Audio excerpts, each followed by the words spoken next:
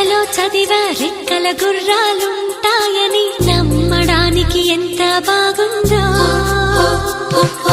బాలమిత్ర కథలో చదివా పగడపు దేవులు ఉంటాయని నమ్మడానికి ఎంత బాగుందో.